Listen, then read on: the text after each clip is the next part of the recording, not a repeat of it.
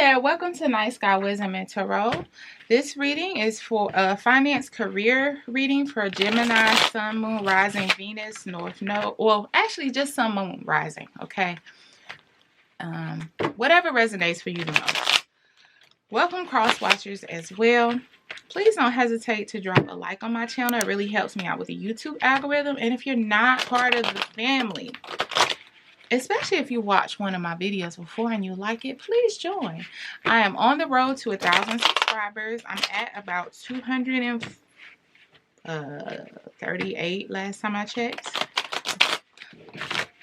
But yeah, join the family. Please keep in mind this is a general reading and cannot and will not apply to everyone. And also keep in mind for finance readings, I try not to be too specific because I don't want people, this is not telling you what to do with money specifically. It's about helping you, if you fall into certain energies, figure out what's blocking you from getting to the next step on a spiritual side.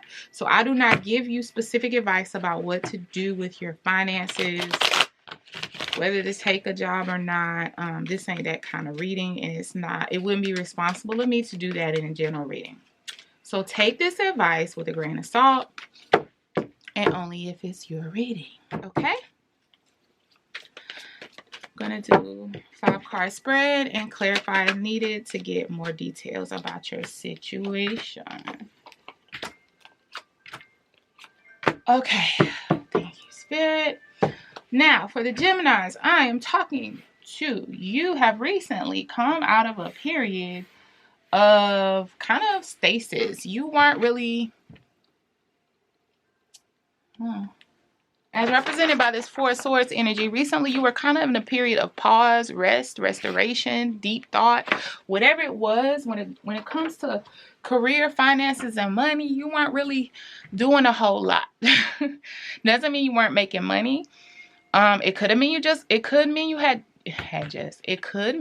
you just lost a job and you were taking some time before you moved on into a new one, or it could mean you just investment wise or business wise, you weren't really sure what your next move was, so you kind of kept things as is for a long period of time without much change or forward movement as far as progression, advancement, whatever. But now the energy around you is like, okay, I'm ready for a change. I'm ready to make a decision. I'm ready to evaluate some of the things that I see in my life from a career perspective, and I'm ready to cut out what doesn't work. And I'm saying career, but this could just also be from a financial perspective. Maybe ways that money is being spent that you don't like. Oh, you know what I'm hearing heavily for some of you guys, that let's say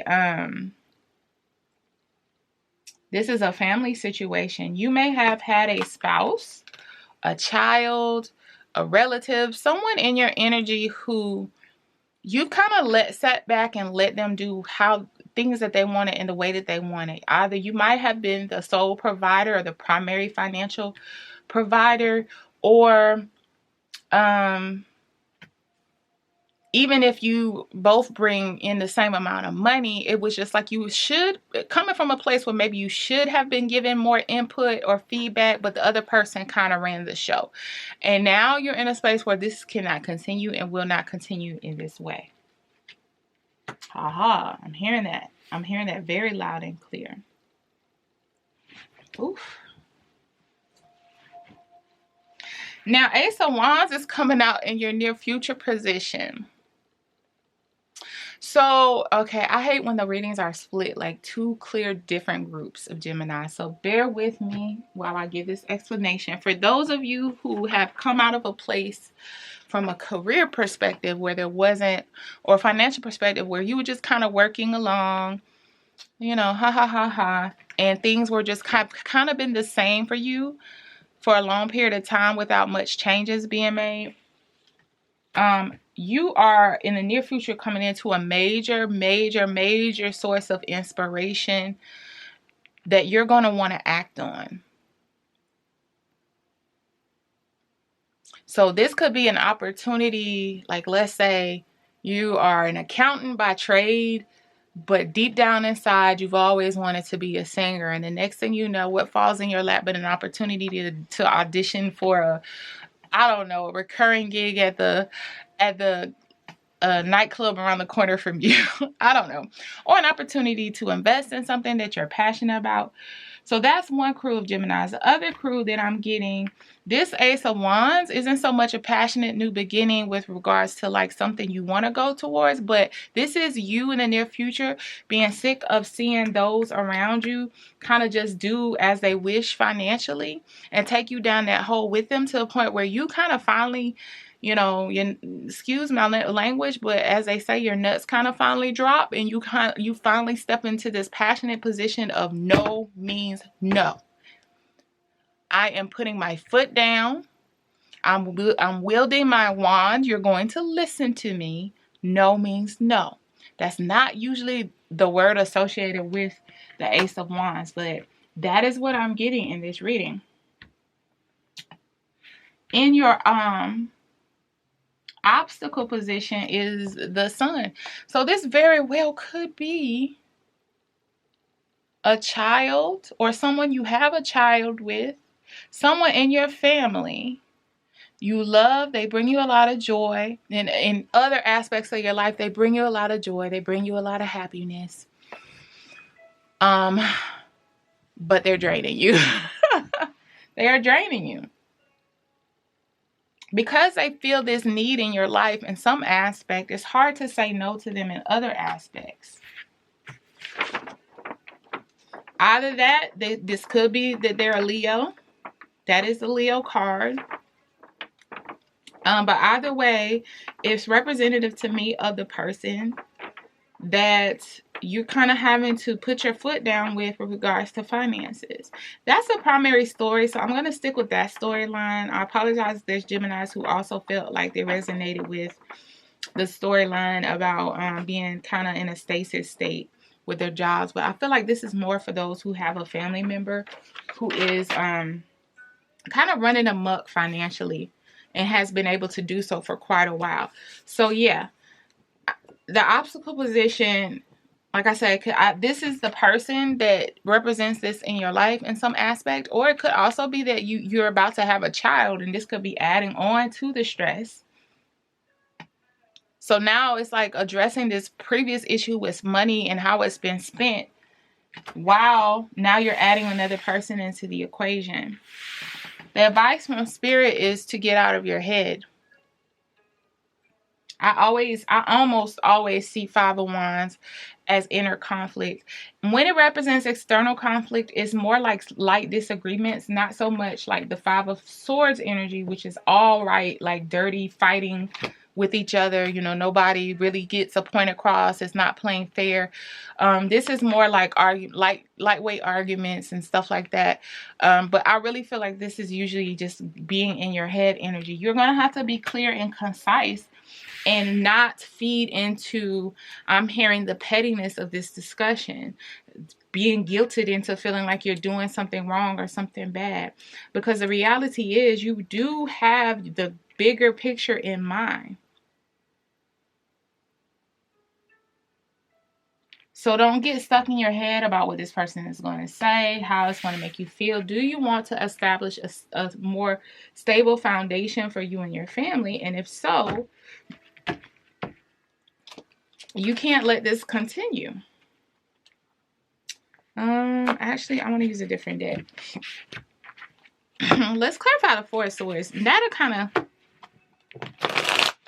solidify this past, clear up this past energy. Spirit, can you give us more details about the Four of Swords in the recent past?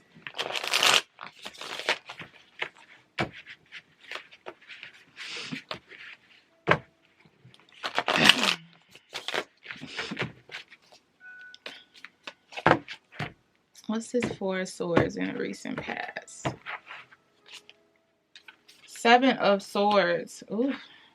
Yeah. So, Seven of Wands. Nine of Wands. Okay, yeah. You sat back and you let this person do what they wanted to do with the finances, because for one, it was like they were going to do it anyway. Seven of Swords is strategic, kind of deceptive, kind of going behind your back, doing what they wanted to do anyway. Seven of Wands is defensive energy, standing their ground, acting unbothered. You see how this woman is in this? It's like she doesn't hear anything. She's in her bubble. It could, on the good side, mean peace, being at peace regardless of the noise around you. But on the bad side, if you're in a relationship and someone is taking this stance and you have a valid point, it's like they're just intentionally not listening to you because it doesn't benefit them. And then there's this Nine of Wands, wounded warrior energy. So I feel like you kind of, to save that last little bit of energy and strength that you had, you kind of just decided to go into a state of retreat with regard to this discussion on finances. Yeah, that's definitely the Geminis that this is for. Is definitely about a family situation or a partnership situation where it's like y'all are not seeing eye to eye about how money is spent. Queen of Swords. Can we clarify this Queen of Swords?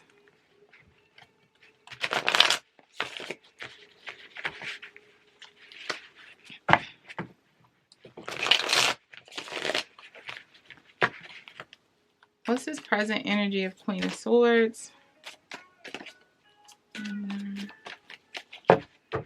For Gemini, what's this present energy of Queen of Swords? Three of Pentacles, Magician. Ooh, Judgment. Yeah. So they're not working with you. And it's like you're demanding, hey, we have to collaborate on this for us to have the future that we want to have. Three of Pentacles is collaboration, especially when it comes to something regarding finances. Magician energy, manifesting whatever it is that you want to see for your future, and Judgment, actually taking the actions that match up with what you're trying to manifest. And that is what you're finally in the energy of, like, look, either we're going to have this type of future or we're not. Either we're going to have this outcome or this goal we're trying to reach or we're not. But we have to work together to manifest the outcome in which we desire to see.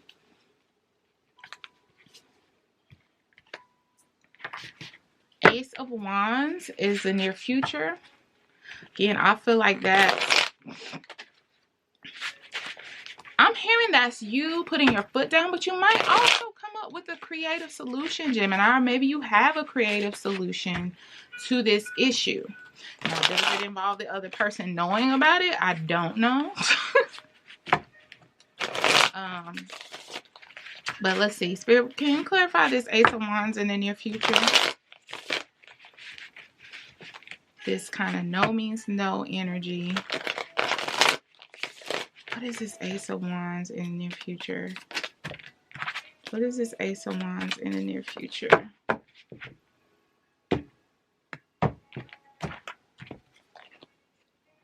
Seven of Cups, going about things differently. Ace of Pentacles, the Tower. Yeah, going about things differently because you are looking for... That's two aces. That's Ace of Wands clarified by Seven of Cups, Ace of Pentacles, and the Tower. You know that there has to be a different route taken, and you're looking at options now, how to handle things differently with the finances. So you might have to be creative about it. Now, what that means, I don't know. I never encourage lying, but maybe there's some things that you're doing. This person, because there is like Seven of Swords energy, kind of describing how they go about things. Seven of Swords, Seven of Wands. I'm thinking that they're not always the most honest about how they handle certain aspect of money. So maybe in a way it's just saying, hey, why don't you get a little bit creative? Not lying to them about what you're bringing in or hiding money, but don't give them so much easy access. Maybe turn on your banking alerts or put restrictions in place, because based off of what you already agreed on, right? Based off of what you've already said you're willing to do versus will not do. Now, I'm not saying go and do anything to start a war. I'm not saying do anything. These are just suggestions, really. But it says, you know, there is a solution to stand your ground and change kind of how you've been handling things that will give you the gift of the financial freedom that you're looking for. But you have to stop this old way of doing things. So, for example, if it was a child right? And let's say they were doing something that had a more immediate dangerous effect, like sticking forks and utensils, I'm talking about small children, into light sockets. Would you continue to leave them unattended with silverware? Would you continue to leave the light sockets without the child safety plugs in them? No. You put things in place because you know that they don't either have the understanding or the self-restraint yet or whatever it is to keep themselves safe. And you kind of have to look at this like this with this person with money. Now, this is me stepping in with advice, not spirit. I just want to clarify. You know how egos are. Handle it in the way that you think is not going to create actual outer conflict, right? A battle. But some things are unavoidable. They're going to cause friction because they're a change in course. They're a change in routine. And this change of routine, while it may be benefiting the family overall in the long run, is going to create discomfort for one person in particular in the short term. And so therefore you have to expect that it's not going to be met with, open arms. But that's not a reason not to do it. You always have a choice. No matter what situation is, there's always a choice. It's not always an easy choice, but there's always a choice. You have to decide which friction you would rather deal with. This person's pushback now, which sometimes people learn how to train us with their tantrums. I'm about to clarify the Sun card as the obstacle position. People learn how to train us with their tantrums. So they get louder because they know it freaks us out more, and eventually we back off because we don't want it to escalate. Really, they have no intentions of escalating. Sometimes they are used to having tantrums that work for them. Spirit, what is this Sun energy as the blockage? Obstacle.